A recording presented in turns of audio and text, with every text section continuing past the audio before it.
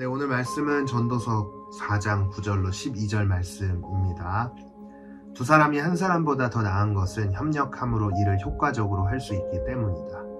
만일 두 사람 중 하나가 넘어지면 다른 사람이 그를 도와 일으킬 수 있으나 혼자 있다가 넘어지면 그를 도와 일으켜주는 자가 없으므로 그는 어려움을 당하게 된다. 추운 방에 두 사람이 함께 누우면 따뜻해진다. 그러나 혼자서 어떻게 따뜻해질 수 있겠는가? 한 사람으로서는 당해낼 수 없는 공격도 두 사람이면 능히 막아낼 수 있으니 삼겹줄은 쉽게 끊어지지 않는다.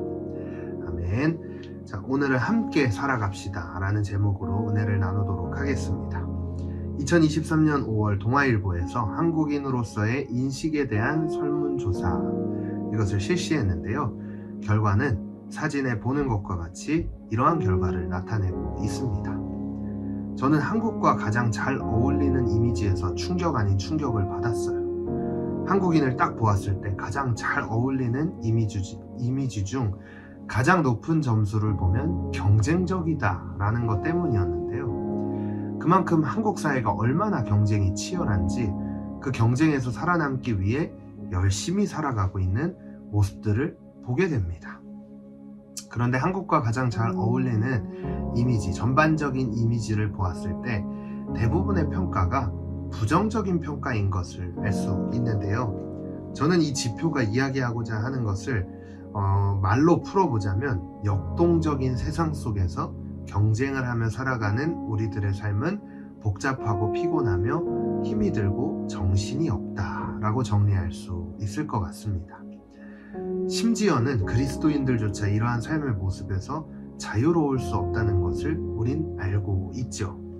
교회 안에서조차도 경쟁하는 모습들을 때때로 보게 되면서 세속적인 가치 기준이 교회 안에서도 난무한 것을 생각해 볼 수 있습니다. 오늘 본문을 기록한 장면에서도 솔로몬이 세상을 바라봤을 때 이러한 것들을 느꼈다고 생각해 볼 수 있는데요.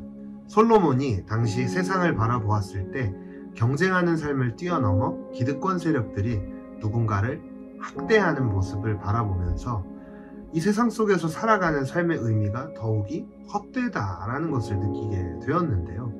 오늘 본문 앞절인 1절 말씀에 보면 나는 세상의 모든 학대와 슬픔을 보았다. 학대받는 자가 눈물을 흘려도 위로하는 자가 없으며 학대하는 자에게는 권세가 있다. 제가 이 말씀을 묵상하면서 전도서 4장 상반절은 하나님 없는 삶과 하나님과 동행하는 삶의 모습을 기록하고 있다라고 묵상할 수 있게 되었는데요. 하나님 없는 삶을 살아가는 이 사람들의 모습은 결국 누군가는 소외되고 학대를 당하고 그리고 슬픔 가운데 삶을 살아가는 것을 그저 바라본다라는 것이죠. 심지어는 그들을 더욱더 학대하며 자신의 이득을 챙기기 바쁜 삶을 살아갑니다. 이러한 모습들을 보면서 작금의 현대 사회와 무엇이 다른가라는 생각이 들지 않습니까? 반대로 하나님과 동행하는 삶을 살아가는 사람들의 모습은요, 오늘 본문이 기록하고 있듯이 함께하는 삶을 살아간다라는 것을 기억해야 하는데요. 본문 12절 말씀, 아주 유명한 말씀이죠. 한 사람으로서는 당해낼 수 없는 공격도 두 사람이면 능히 막아낼 수 있으니 삼겹줄은 쉽게 끊어지지 않는다. 농협은행이 한때 광고에서 많이 쓴 말이 있어요. 바로 가치의 가치. 세상은 각박해져가고 경쟁이 치열해 누군가와 함께하는 것이 독이 된다고 가르치고 있습니다. 그러나 하나님과 함께하는 사람들의 삶의 모습은 소외되고 학대받는 이들과 함께합니다. 그들과 하나가 되어 어려움의 상황을 함께 극복합니다.